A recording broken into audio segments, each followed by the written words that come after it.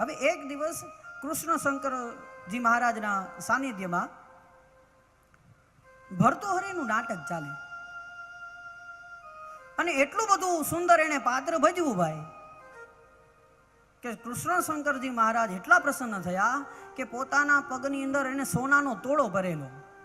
હવે આવડાએ ભર્તૃહરિનું પાત્ર ભજવેલું અને એ પાત્રમાં એટલા તરબોળ હતા, પોતાના પગમાં જે સોનાનો તોળો હતો ને એ આમ ભર્તૃહરિને જે હતા એની સામે આમ ફેંક્યો કે લે હું તારી ઉપર પ્રસન્ન થઈ ગયો છું. અને આને સામે જવાબ આપ્યો હું જે પાત્રમાં છું ને એ પાત્રની ખુમારી છે. એટલે એને કૃષ્ણ શંકરજી મહારાજને કીધું, અરે હું તો 92 લાખ માળવાનો ધણી છું, તું તો એ ખંડવી રાજા કહેવાય. આજ હું પાત્રમાં છું, 92 લાખ માળવાનો ધણી, હું તો કોઈને દાન કરું, તારા દાન સ્વીકારું નહીં. એમ કરીને તોડો એને સામે ફેંક્યો. આ તોડો મારે ન જોયું. રાજાને થોડી વાર ગુસ્સો આવ્યો. એની ભેગા જે સૈનિકો હતા ને એને કીધું તું રાજાનું અપમાન કરે છે ને, ભાવનગરનો નરેશ છે.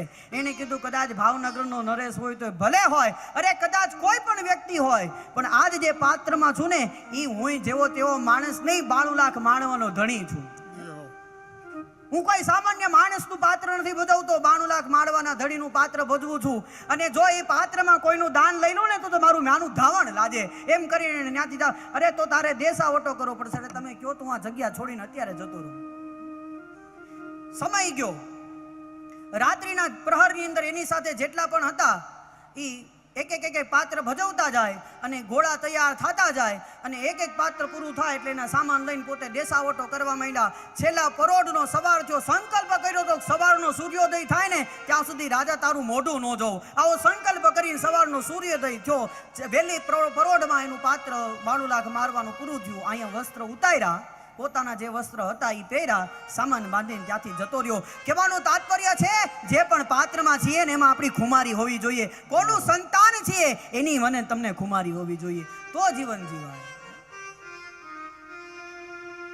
ક્યાં છીએ એનું મહત્વ છે. અરે આ સ્થાનનું મહત્વ છે, આ પદનું મહત્વ છે, આ પ્રતિષ્ઠાનું મહત્વ છે. જે વસ્ત્ર ધારણ કરીએ છીએ ને એનું મહત્વ છે સાહેબ.